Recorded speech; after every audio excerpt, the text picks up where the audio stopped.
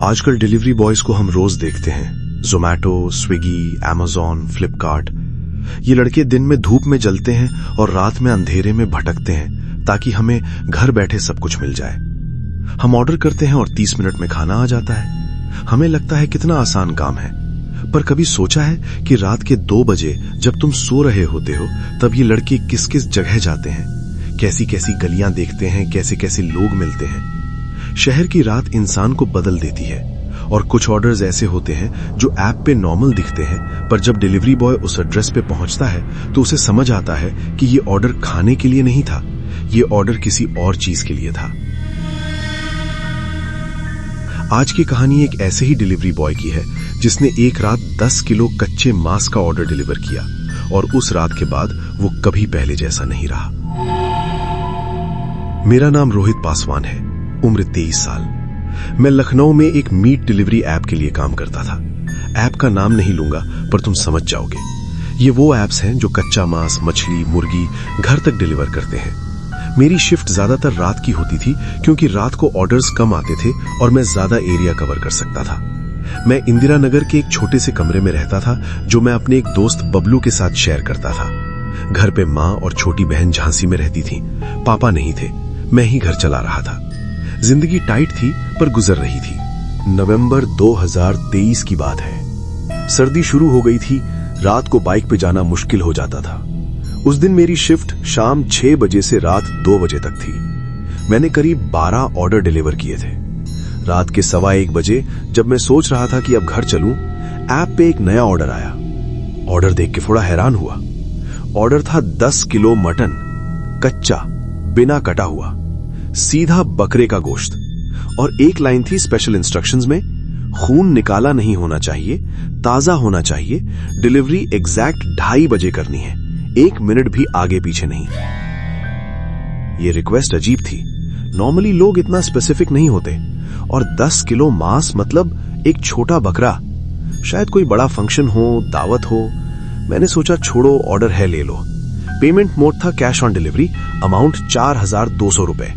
मेरी कमीशन अच्छी बन रही थी। मैंने वेयरहाउस से मांस उठाया। वो बहुत भारी था, एक बड़े से प्लास्टिक बैग में पैक था। बाइक की डिक्की में रख के निकला। डिलीवरी एड्रेस देखा और मेरा माथा ठनक गया। एड्रेस था चिन्हट के पार, शहर से बाहर, एक अंडर कंस्ट्रक्शन एरिया जहां नए प्लॉट्स बन रहे थे। रात के 2 बजे उस जगह पे कोई नहीं होता था। सिर्फ अंधेरे और आधी बनी बिल्डिंग्स होती थी। मैंने सोचा एक बार कॉल कर लेता हूं कंफर्म करने के लिए। नंबर डायल किया, घंटी गई। किसी ने उठाया पर बोलने वाले ने कुछ कहा नहीं, सिर्फ सांस की आवाज आ रही थी, भारी सांस। मैंने कहा, हेलो सर, ये रोहित बोल रहा हूं डिलीवरी के लिए, आपका ऑर्डर कंफर्म है ना? दूसरी तरफ से एक भारी मर्दाना आवाज आई, बहुत धीमी, ऑलमोस्ट फुसफुसाहट जैसी। उसने कहा, हाँ 2:30 बजे आ जा, पीछे वाला गेट खुला होगा, अंदर आ जाना। और याद रखना, मांस में खून होना चाहिए, सूखा नहीं चाहिए। मैंने कहा, जी सर, फ्रेश है, वेयरहाउस से अभी उठाया है। उसने कहा, अच्छा, और फोन काट दिया। मुझे अजीब लगा, पर ऑर्डर कैंसिल करने का मतलब था मेरी रेटिंग गिरना और पेनल्टी लगाना। मैंने बाइक स्टार्ट की और चिन्हट की तरफ निकल गया। रात के 1:15 बज रहे थे। लखनऊ की सड़कें खाली थीं, सिर्फ ट्रक और कुछ ऑटो दिखे। जैसे जैसे मैं शहर से बाहर निकला, रोशनी कम होती गई। स्ट्रीट लाइट्स बंद हो गईं और सिर्फ मेरी बाइक की हेडलाइट बची गई। जीपीएस मुझे एक कच्ची सड़क पे ले गया जो प्लॉट्स के बीच में जा रही थी। दोनों तरफ आधी बनी दीवारें, कचरे के ढेर और दूर तक सिर्फ अंधेरा। मैंने जीपीएस फॉलो किया। 2 किलोमीटर अंदर जाके एक अंडर कंस्ट्रक्शन बिल्डिंग दिखी। 3 मंजिल थी, पर कोई खिड़की दरवाजा नहीं लगा था, बस कंक्रीट का ढांचा खड़ा था। बिल्डिंग के आगे कोई गाड़ी नहीं थी, कोई इंसान नहीं था, सिर्फ अंधेरा। पर ग्राउंड फ्लोर पे हल्की लाल और पीली रोशनी दिख रही थी, जैसे अंदर कोई आग जल रही हो। मेरा दिल कह रहा था वापस चला जा, पर दिमाग कह रहा था भाई 4200 का ऑर्डर है, कमीशन मिल जाएगी, चल दे और निकल। मैंने बाइक साइड में खड़ी की, मांस का बैग उठाया और बिल्डिंग की तरफ बढ़ा। पीछे वाला गेट खुला था, बिल्कुल जैसे उसने कहा था। अंदर जाते ही एक सीलन और जले हुए लकड़ी की स्मेल आई। मैंने अपने फोन की फ्लैशलाइट ऑन की और आगे बढ़ा। ग्राउंड फ्लोर पे एक बड़ा सा हॉल था। वहां बीच में एक आग जली हुई थी। गोल घेरा बना के आग जलाई गई थी और उसके चारों तरफ कुछ लोग बैठे थे। मैंने गिना, 5 लोग थे, सब मर्द, और सब के सब पूरे नंगे थे। मेरा खून जम गया। उनके पूरे जिस्म पर भस्म लगी हुई थी, सफेद रंग की। उनके सर मुंडे हुए थे और वो सब आग की तरफ देख के कुछ बुड़बुड़ा रहे थे, कोई मंत्र या कुछ ऐसा। उनके बीच में जमीन पे एक बहुत बड़ा काला मंडल बना हुआ था जिसमें अजीब अजीब सिंबल्स थे जो मैंने कभी नहीं देखे थे। मैंने बैग नीचे रख दिया और एक कदम पीछे लिया। तभी उनमें से एक आदमी ने अपना सर मेरी तरफ घुमाया। उसकी आंखें लाल थीं, पूरी लाल, सफेदी दिख ही नहीं रही थी। उसने मुझे देखा और मुस्कुराया। उसके दांत पीले और नुकीले थे। उसने कहा, आ गया तू, टाइम पे आया है, बहुत अच्छा। मैं बोलने की हालत में नहीं था, मेरा गला सूख गया था। मैंने कांपते हुए कहा, सर ये लीजिए ऑर्डर, पैसा दे दीजिए, मैं जाता हूं। वो आदमी उठा, नंगा, पूरी भस्म में लिपटा। वो मेरे पास आया और उसने वो मास्क का बैग उठाया। उसने अंदर देखा, मास्क को छुआ और उसने अपनी उंगलियां निकाल के देखी। उन पे लाल खून लगा था। उसने अपनी उंगली चाट ली। उसने फिर मेरी तरफ देखा और बोला, ये मास्क तो अच्छा है पर इसमें जिंदा खून कम है। असली ताजा खून तो किसी जिंदा चीज का होता है। उसने अपना सर मेरे कानों के पास लाया और धीरे से बोला, तू जानता है ना, इस पूजा में सिर्फ बकरा नहीं चढ़ता, इस पूजा में वो भी चढ़ता है जो बकरा लेकर आता है। अनजान खून जिसका इस दुनिया में कोई इंतजार नहीं करता, जिसका गायब होना कोई नोटिस नहीं करता।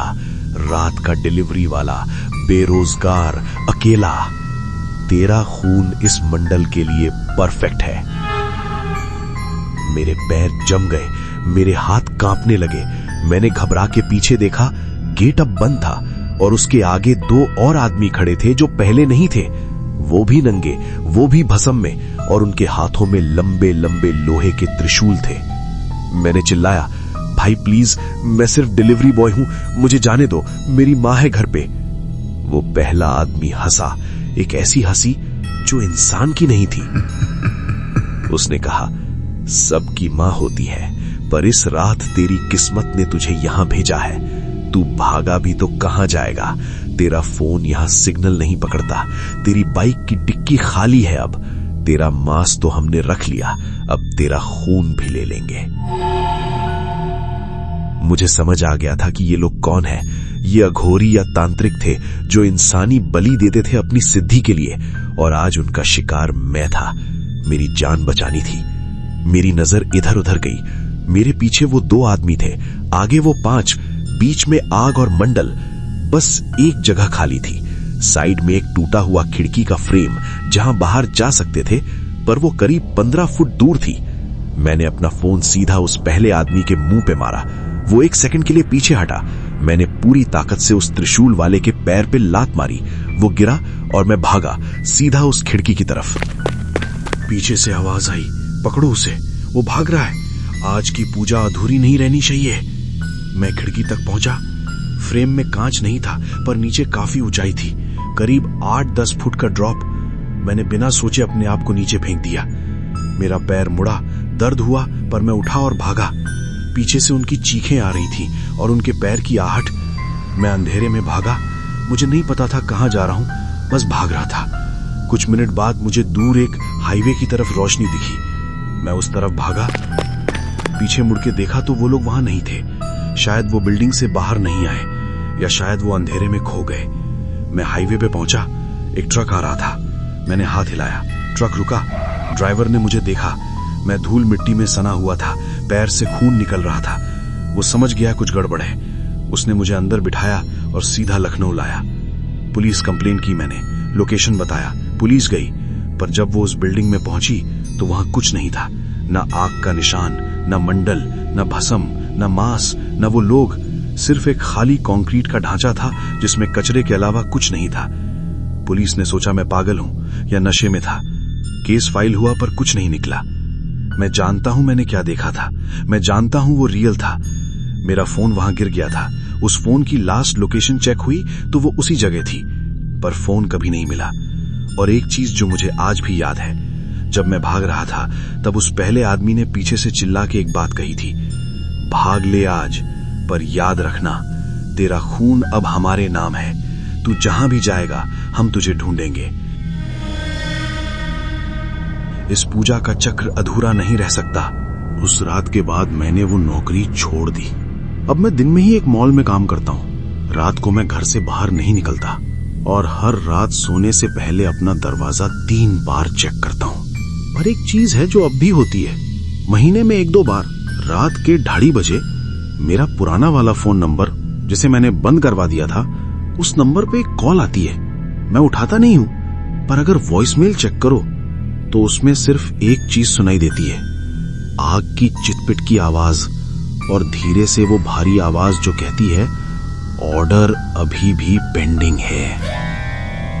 मैं नहीं जानता वो लोग कौन थे, मैं नहीं जानता वो कहां है, पर मैं इतना जानता हूं कि इस दुनिया में कुछ ऐसे लोग हैं जो नॉर्मल इंसान नहीं है। उनके लिए हम सिर्फ एक चीज है, बलि का बकरा। और वो तुम्हें ढूंढने के लिए किसी भी ऐप का इस्तेमाल कर सकते हैं, किसी भी ऑर्डर के जरिए तुम्हें अपने पास बुला सकते हैं। और जब तुम उनके सामने हो तब तुम्हें पता चलता है कि असली डिलीवरी तुम थे, वो ऑर्डर नहीं। तो अगली बार जब तुम रात को कोई डिलीवरी ऐप यूज करो या खुद रात में डिलीवरी का काम करो तो अपने ऑर्डर को ध्यान से पढ़ना। अगर ऑर्डर बहुत स्पेसिफिक हो, अगर लोकेशन सुनसान हो, अगर टाइम अजीब हो, तो उस ऑर्डर को लेने से पहले एक बार सोचना, क्योंकि हर ऑर्डर खाने के लिए नहीं होता। कुछ ऑर्डर्स उस इंसान के लिए होते हैं जो उसे डिलीवर करने आता है, क्योंकि रात सिर्फ अंधेरी नहीं होती।